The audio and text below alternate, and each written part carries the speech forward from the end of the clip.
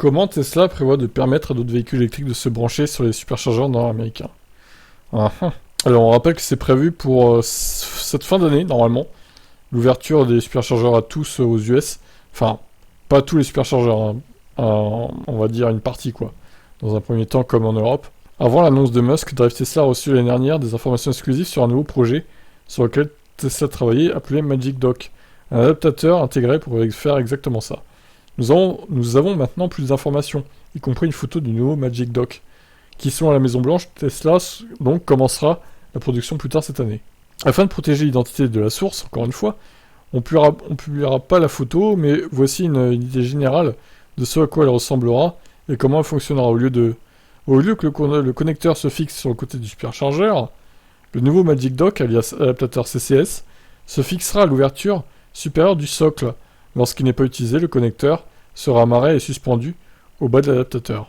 L'adaptateur Magic Dock semble avoir à peu près la même taille que l'adaptateur CCS Combo actuellement dispo en Corée du Sud et qui attend toujours d'être commercialisé en Amérique du Nord. Mais il est bien sûr différent en ce qu'il va de Tesla à CCS par opposition à CCS à Tesla. Oula, j'ai pas compris là. Pas très clair. Les propriétaires de Tesla pourront toujours utiliser les stands Magic Dock superchargeurs car l'adaptateur n'est pas fixé en permanence au connecteur et peut être retiré. Malheureusement, nous ne savons pas comment Tesla prévoit de sécuriser l'adaptateur afin que personne ne s'en aille avec. Oui, ça serait mieux, effectivement.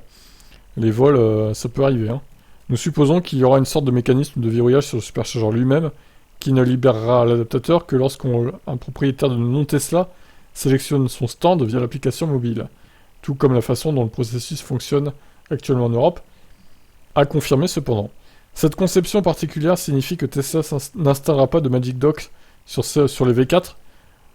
Donc on a vu sur ce même site leur schéma du V4 superchargeur. Hein. Et rappelant donc que les superchargeurs urbains de 72 kW sans ouverture centrale.